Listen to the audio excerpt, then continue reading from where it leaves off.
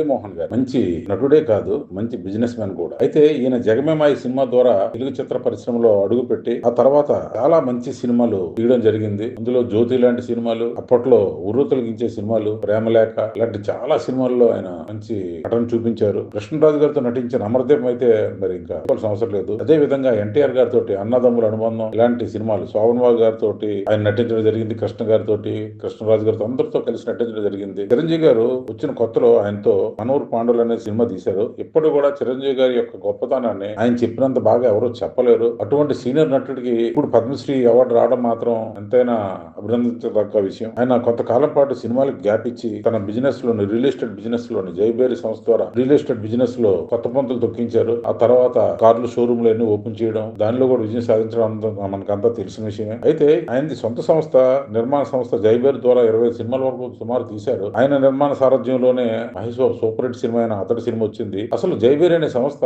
మురళీమోహన్ గారిది కాదు, అది గిరిబాబు గారిది. గిరిబాబు గారిది దేవతలారా దీవించండి సినిమా జైబేరి సంస్థ ద్వారా ఆ రోజుల్లో నిర్మాణం జరిగింది. అయితే కొంతకాలం తర్వాత ఆ జైబేరి సంస్థని మురళీమోహన్ గారికి తీసుకోవడం జరిగింది. ఏం జరిగినా మురళీమోహన్ గారు మాత్రం ఆ జైబేరి సంస్థ పరువులు నిలబెట్టారని చెప్పు. ఆ జైబేరి సంస్థ ద్వారా వారాల అబ్బాయి లాంటి సినిమాలు, ముగ్గురు కొడుకులు ఇలాంటి సూపర్ డూపర్ హిట్ సినిమాలు ఎన్నో తీశారు. ఓ తండ్రి తీర్పు అయితే అప్పట్లో ట్రెండ్ సెట్టర్ సినిమా. మురళీమోహన్ గారు కూడా చాలా లేట్ గానే అవార్డు వచ్చిందని చెప్పు. అయినప్పుడు కూడా ఆయనకి రావడం మాత్రం చాలా సంతోషించదగ్గ విషయం. మురళీమోహన్ గారు ఒక కమర్షియల్ హీరోగా కన్నా ఒక ఫ్యామిలీ హీరోగానే ముద్ర వేయబడ్డది. ఆయన కూడా ఫ్యామిలీ టైప్ హీరోగా చేయడానికే చాలా ఆసక్తి చూపించేవారు. ఈయనకి దాసరి నారాయణరావు గారికి మంచి సాన్నిధ్య సంబంధం ఉండేది. మాక్సిమం ఈయన సినిమాలు అన్నింటిలో కూడా సెకండ్ హీరోగా అయినా సరే మురళీమోహన్ గారు కనిపించేవారు. ఉదాహరణకి ప్రేమాభిషేకం లాంటి సినిమాల్లోనూ ఈయన చాలా కాలం పాటు సినిమాల్లో తనదైన నటనతో ప్రేక్షకులను ఎంతో ఆకట్టుకున్నారు. ముఖ్యంగా ఈయన రాఘవేంద్రరావు గారి సినిమాలు కూడా నటించడం జరిగింది. నిప్పు లాంటి నిజం అనే సినిమాలోనే. అది దానిలో చాలా మంచి సబ్జెక్ట్ అది. ఆ తదనంతరం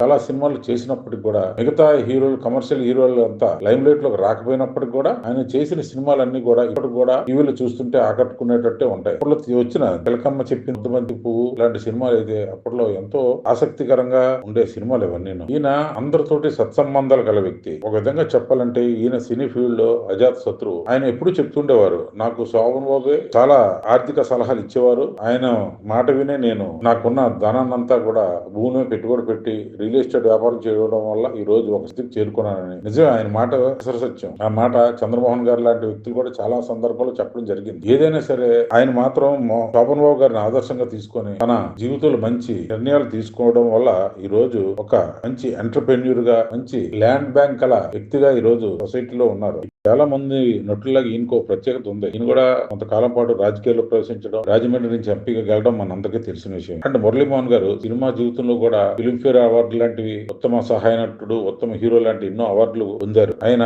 తోటి నటులతోటి, హీరోయిన్లతో ప్రవర్తించే తీరు ఎంతో సున్నితంగా, పద్ధతిగా ఉండేదని చెప్పేవారు అప్పట్లో. అటువంటి నటుడిని చాలా కాలం బట్టి మన చిత్రాల్లో నటించలేదు, కానీ వ్యాపారంలో మాత్రం సక్సెస్ఫుల్ గా రాణి. ఇప్పటికీ కూడా మురళీమోహన్ గారి జైబేరి సంస్థ అంటే ఎంతో పేరున్న సంస్థగా మనందరికీ తెలుసు. మంచి మనిషి, ముద్దు స్వభావం అయిన మురళీమోహన్ గారు కొత్త వసంతాలు ఆరోగ్యంతో ఉండాలని కోరుకుంటూ, ఆయన అజాత్ శత్రువు, ఆయన అందరివాడు. ఎన్నో సందర్భాల్లో తన సీనియర్ నటులందరికీ ఎంతో విలువిచ్చి మాట్లాడే వ్యక్తిత్వం అయింది. అటువంటి మురళీమోహన్ గారు మరిన్ని మంచి పాత్రల్లో మనకు కూడా కనిపించాలని కోరుకుంటుంది. ఆ విశ్లేషణ మీకు నచ్చినట్టయితే లైక్ చేయండి, షేర్ చేయండి, సబ్స్క్రైబ్ చేయండి. My media, me Janardhan.